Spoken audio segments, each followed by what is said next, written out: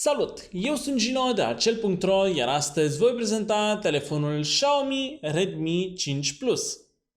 În fața noastră în acest moment avem varianta globală a telefonului, ce pe partea din spate are menționate specificațiile principale.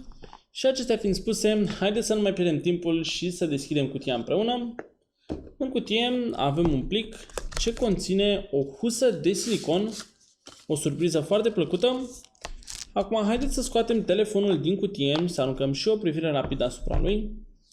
La prima vedere arată foarte bine, beneficiază de o construcție metalică foarte frumoasă și haideți să vedem și care este treaba cu această husă de silicon care vine inclusă în pachet.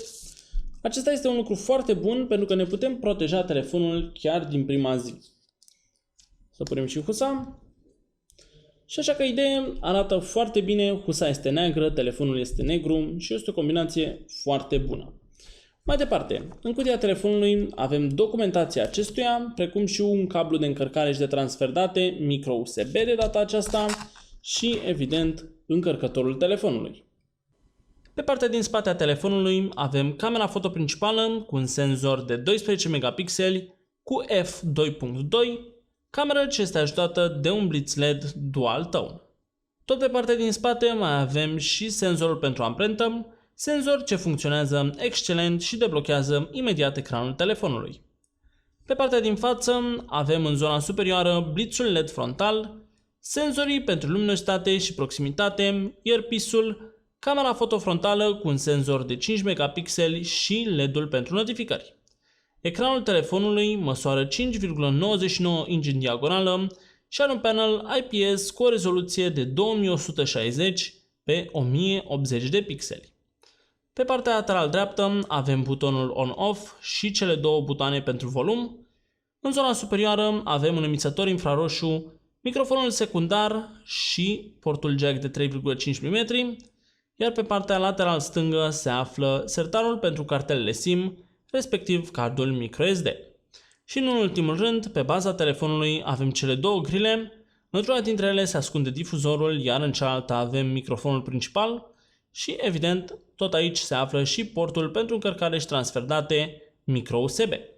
Telefonul rulează sistemul de operare Android 7.1.2, sistem de operare ce primește în continuare actualizări, și pe deasupra avem interfața MIUI a celor de la Xiaomi preinstalată. În zona superioară avem comenzile rapide împreună cu notificările, iar în partea inferioară se află butoanele virtuale pentru navigație. Sistemul de operare este bine optimizat, iar interfața este ușor de utilizat, fiind foarte intuitivă. În testele sintetice, telefonul s-a descurcat destul de bine și în Antutu am reușit să obținem 75.854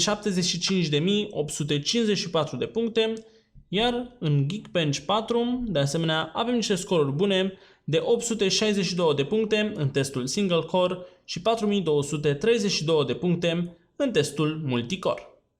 Telefonul rulează pe un chipset Qualcomm Snapdragon 625, ce vine la pachet cu un procesor octa-core ce urcă în frecvență până la 2 GHz.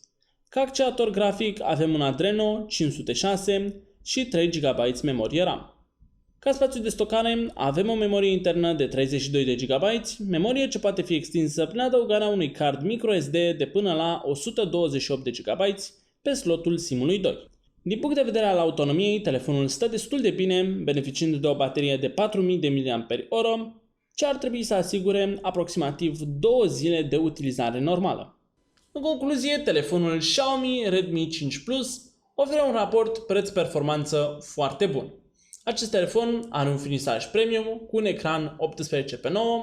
De asemenea, performanțele în testele sintetice sunt peste medie și, în ultimul rând, experiența de fotografie este una bună. Acestea fiind spuse, eu vă mulțumesc pentru atenția acordată și vă invit să verificați descrierea pentru mai multe informații și linkuri utile, precum și prețul actualizat. Nu uitați să vă abonați și noi ne vom revedea cât de curând. Eu am fost Gino și vă doresc o zi excelentă. La revedere!